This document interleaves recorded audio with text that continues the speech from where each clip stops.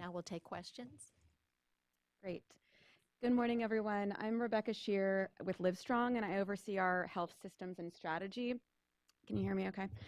And so I think the call to action has been put out extensively over the last 2 days. We heard this is the Just Do It session, many Field of Dreams ideas. Yesterday, Dave said, we can do better, and Julia said, who's ready to make a commitment? And so I have a quick comment and then a question to all of you. So they're coming right now in Austin, and we are just starting to build it. That is our problem. We are in the process of co-creating a new model of care with patients and community members. And it's building on all of the incredible work that many of you have been doing over the years and what we've learned from the work from the Survivorship Centers of Excellence and all of our research and our patient-centered research over the years. But essentially, we have an opportunity through a partnership with the new Dell Medical School, which is being built at UT Austin, to create an entirely new model from the ground up, from zero, completely unencumbered. And so right now we're in dream mode. If we can dream it, we're gonna figure out how to fund it later. But it's based on human-centered design plus evidence-based practices, high focus on innovation, and then also looking at the values of patients. So we're working with these experts who are experts in patient-centered value, and we're going to be measuring everything and our success and our outcomes based on what we're calling the 3 C's. So patients value capability, comfort, and calm.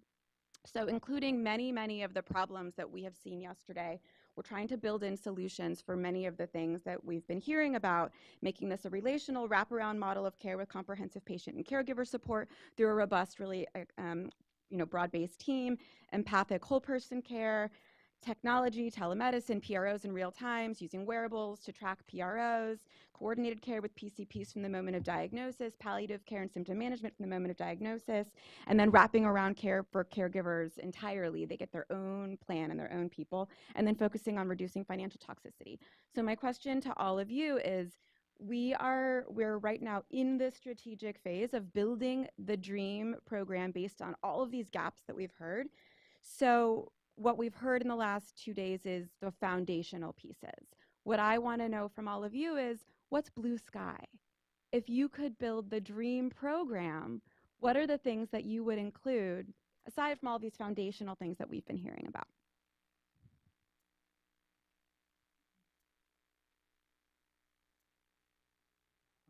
I'll respond. We've been developing our survivorship program for the last 5 years, and I'm impressed that we leave so much behavioral and mental health out of healthcare. So my dream would be to have mental health integrated into primary care, integrated into specialty care, into the hospitals, to have bigger palliative care services, bigger psychiatry liaison services, and easy access to psychology care for the cognitive behavioral therapy that can be so helpful to our patients, but it's just so hard to get.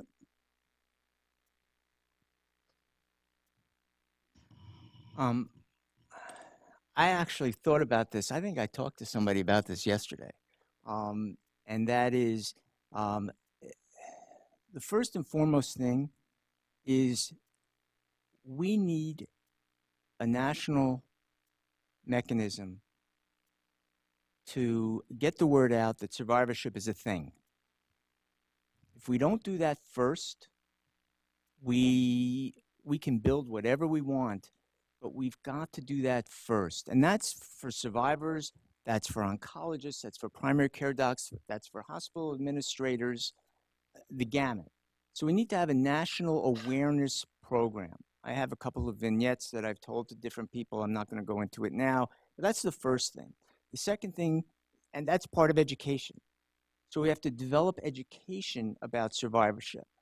So people have mentioned it before about getting into the medical schools, getting into the nursing schools in terms of survivorship awareness in those areas, because that's how you also build your workforce. So that's one thing you have to do. You then need to get out into the communities, get this away. I'm sorry, I know you're developing it in a major institution, but we need to, you can do two things. You can do it in the major institution, but you then have to partner with other areas outside of the silo. The other thing is you could start in the communities and maybe go in the reverse. That's exactly what we're doing. Right. Yeah. Start in the community, then go to the silo. And you then, that's just a few things, but at the bottom line is, this is not a Monday to Friday job. This is 24/7, and you have to find passionate people. Our most popular programs are integrative, so yoga is something that almost all can come to because it's restorative yoga, and there's many places that patients can't go to. The other thing is a practical classroom with cooking abilities. People really like coming and seeing demonstrations with video capabilities so we can do outlying areas. We also have a survivorship park that we're building in the middle of our city that messages those people that are walking through the park downtown on what's going on, and we're holding classes down there as well as in our cancer center. And nutrition is our number one, and we don't have any charge to any of our nutrition classes. That's our number one thing in demand.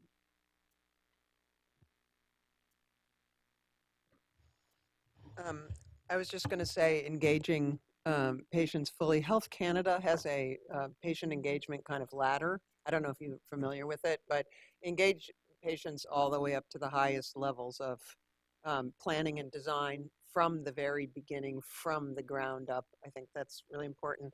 And the other thing is, and I meant to say this before, but Dr. Argenbright reminded me that, I don't know, the look on your face at one point was really made me feel a great deal of compassion for asking questions about what people need, getting answers, and then realizing that the fiscal infrastructure of healthcare does not necessarily facilitate meeting those needs. And so the thing I would say is, we absolutely, at this point, in that sense, survivorship care well done is the tail wagging the dog. And we have to hit the dog on the head and make it go with the tail, And I think that means being intentional at the beginning about ensuring that the resources are committed to this, because if we build it, we will come and we will have needs. As Dr. Argenbright, the look on his face showed me that he's a man who lives in terror of not meeting the needs he asks about, and that's a real problem. So just a real quick thing, I guess somehow we've got advertising slogans in mind at various points. So I was thinking about, it's been said multiple times, the just do it, and I was thinking too often we don't add the word better to it. And I would love to see, again, blue sky, this idea of how can we expect that we should be doing things better over time, that we're not necessarily going to get there on day one. And I think from the examples that were earlier in this panel, I think we saw opportunities to refine and to improve, but not necessarily all programs are built with this idea that we're going to try to do better. We're going to try to learn from our experience, and we're going to identify where strengths can be strengthened further, where challenges can actually be addressed. And it would be really wonderful to be thinking about building a program with that in mind from the get-go.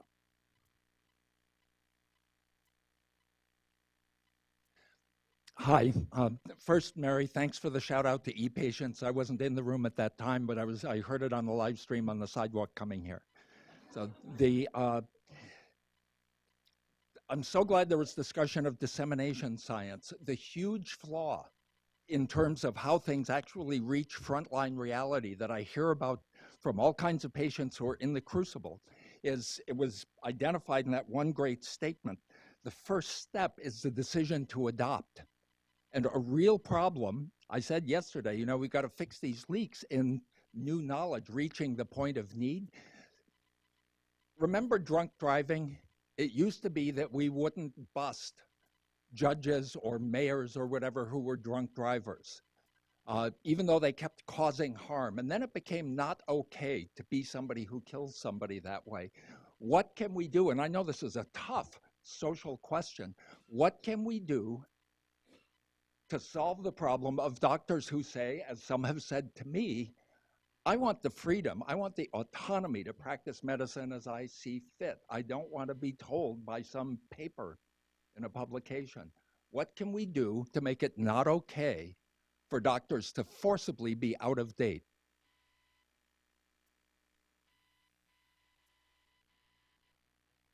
That may actually be the topic of an entire panel discussion on I'm terms in. of accreditation and standardization and changes in healthcare delivery, both on the professional level and the systems level. But I don't know if anybody wants to comment. I'll just comment. I'm a medical oncologist in practice for 30 years doing general medical oncology, and I see the field evolving toward subspecialties within medical oncology. So you have hematologic malignancy medical oncologists, you have breast cancer medical oncologists, you have brain tumor medical oncologists, and even those are subdividing further. So the growth is staggering that's going on, and I think we're going to see more and more subdividing where oncologists pick out areas, and we have more kind of specialty clinics, and they will be a reference maybe to general oncologists who don't have access to that. But more and more we're developing, and we need ways of getting that specialty knowledge to the frontline oncologists who just can't possibly keep up with the fast flow of information.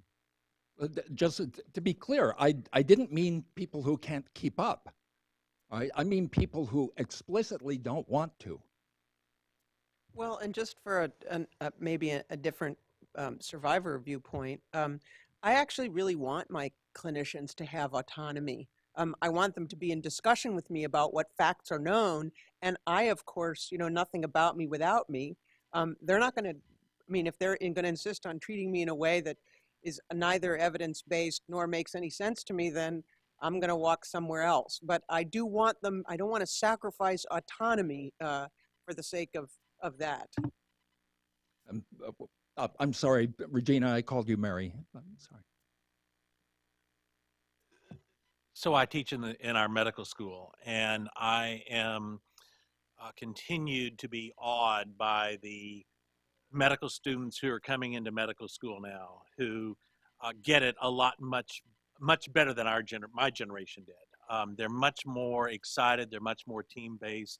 I've got a lot of confidence in them. I notice there is no answer. There really isn't. Thank you. My name is Tina Evans, and I am like so many of you in the room, a survivor as well. And as a result of that, I had been in nursing, and then I became an oncology nurse navigator, and I've been doing that work for 15 years. And I have so many things I want to say that I hope I stay coherent here. At any rate, one of the things is I'd like to say thank you to everyone in the room who has contributed, and especially all of you who I read your research and I follow the literature religiously around oncology care, navigation, survivorship care, and I feel very privileged to be in this room yesterday and today. And thank you for what you bring to this forum, because you really do inform policy. And I feel very privileged to have been witness to that yesterday and today. So having said that, I have a couple of comments and then I have a question. And the comments are really about the survivorship care plan process and survivorship care. And in my work that I've been doing for a number of years now, I've had the opportunity to network with navigators and navigation programs and managers and administrators nationally. And in my current work, I do that every single day. And what I hear so often is what the immense struggles are with the survivorship care plan itself, the document. When we've been acknowledging this morning, and I'm so grateful to hear that it isn't the document, it's the process, and it's the care, survivorship care. So I hear day in and day out, how do I create this document? Where do I find the time and the resources to create the document? And how do I make sure that I meet the accreditation standards? And it isn't about those numbers. It's about the process and moving forward with survivorship delivery care and awareness of what we need to do for this growing survivorship population. So having said that, one thing that always bubbles up to the top for me in this conversation is, let's not focus so much on the numbers and the mandate to reach a percentage. Let's focus on where that is going to get us with communicating and caring for the survivorship population. And I do believe that there are enough high-level stakeholders in this room that I would challenge that we try and move that forward versus worrying about whether we're being compliant with 25, 50, or 75%, and losing focus of what we'd really want that work to be doing with our survivor population. So I do have a question around that, but before I ask my question, I also want to say that I thank those of you this morning who have acknowledged the value of navigation in oncology care. I think nurse navigators and the navigation team hold so many of the answers to our fractured system of healthcare, and that I know there's another forum like this in the fall that's going to be addressing patient navigation once again, and I'm going to try my hardest to be here for that because I think it's a critically important topic. So thank those of you who are continually supporting the navigation paradigm. So my question is, and I've asked this, but I've not gotten many answers because I don't think people really want to hear it. So we have this whole idea around a survivorship care plan that we struggle so hard to get into the hands of our survivor patient population. And sometimes we are successful actually getting the document in their hands, and sometimes we're not.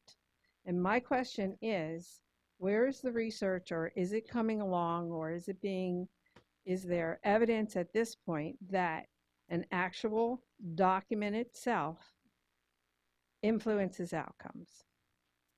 I look through all the time. I'm looking for literature that I'm looking for evidence that that document itself influences outcomes. If not, are we working on it? Are we trying to gather that evidence? Where are we with that?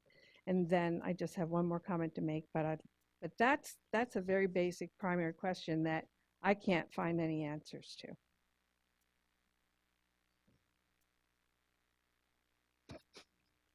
I will try to answer the question. So as a clinician developing survivorship care plans, I've asked the same question, and there's really scant evidence that the document itself makes a difference. What the document does do is to serve as a documentation of a process that occurred. And that process is what's so important. And we have a love-hate relationship with the accreditation standard. On one hand, it's what got the hospital to fund the survivorship program to make everything we do possible. On the other hand, it is a lot of bureaucratic jumping through hoops and a lot of minutia with the electronic medical record. And it's just a complicated world we live in. Thank you. And again, you know that I work a lot with the underserved and the uninsured, and we use survivorship care plans, and we find them to be very important. But you've also got to understand that in that particular population, the survivorship care plan is a menu of services that you need that you can't access or afford. And we're laying that all out there to say, these are all the things you should be doing that you have no hope of ever getting to. And so to your point about navigation, you have to be able to marry that survivorship care plan with an active navigation to be able to get the patient to those services, or otherwise none of it makes a difference.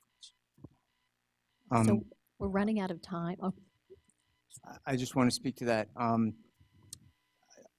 I'm going to respond in many different ways. First is, I respectfully disagree with you. I think the percentage should be 100%, and I'll tell you why. If you look at 99.99% of the primary care doctor charts in our country that have to do with cancer survivors, and let's say you're talking about a patient that has lymphoma, the only thing the chart may say is history of lymphoma. That's all it says. So I go into it in this piece in JAMA Oncology about that. The only way to make that change, and it goes to Dave's question as well, is that one, you have to communicate the information. I'm old enough to remember getting oncology notes on patients that are this high. So the survivorship care, and having to go through them and not understanding handwriting and whatever to try to figure out something about what that care was. So while the survivorship care plan may not be the all to end all, it's a start. And it provides information and communication from the treating oncologist to the practitioner. Now, the problem which I've only touched on a little bit. Jay, we do need to watch our time. We're actually out of The time. problem is that how is that practitioner going to utilize that information? And that's something we haven't really touched on a whole lot. And to just speak to Dave's point, unfortunately, the only way things get done with doctors is making mandates and tying them into reimbursement. That's the only way it happens. Okay, we're going to go over time just because there's so many people with questions, and take one last question, and then I'd invite other individuals to come up here to the panel while we have our break. Thank you. It'll be a brief question. I'm Ron Klein. I'm from CMS. I'm going to fulfill my designated role as a pediatric hematologist oncologist. There was a previous IOM workshop where we looked at the very, very small number of pediatric cancer survivors and the number of years they would be alive because they had cancer as children, and the very, very large number of other folks, of adults who had cancer, and the number of years or less because they're older. And nobody's done the calculation, but if you sort of look at number of years of life, there's a significant number of years of life of pediatric cancer survivors. So the question, and I commend Drs. Argenbright and O'Rourke and Burton for the work they're doing. The question I have is, does your survivorship, and I'm sorry, I forgot your name, Franco? Sorry about that. I commend the work you guys are doing and the heavy lift you guys have done. And the question is, do you include adult survivors of pediatric cancer? And if not, why not? We certainly do. It wasn't appropriate to have 35-year-olds go to pediatric survivorship clinics. And we had to change some of the things we're doing because they are a different constituency with regard to their cancers and even their needs. And so we have a lifetime clinic for those. And as well as our transplant patients have very different needs as well. We didn't really go into that as well. And then, of course, our AYAs, which are the 15 to 38 year group. Again, very individualized needs, but we need to individualize them according to those subgroups.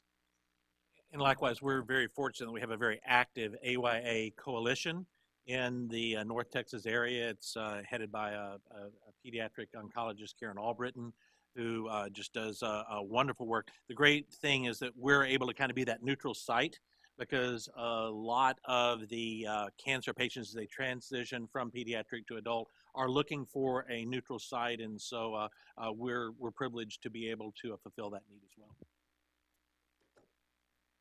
Just a quick point on that. There is a handoff, though. So we have done this handoff with the pediatric group coming up to the adult group because these people are complicated and they often don't know us. So that has really worked well as do some type of formalized handoff. We also, just this past month, have started the process of developing a young adult group in our community. Thank you. My heart has a smile on it. Well, on that positive note, it's time for a break, but I'd like to thank our panel and all the speakers and discussants.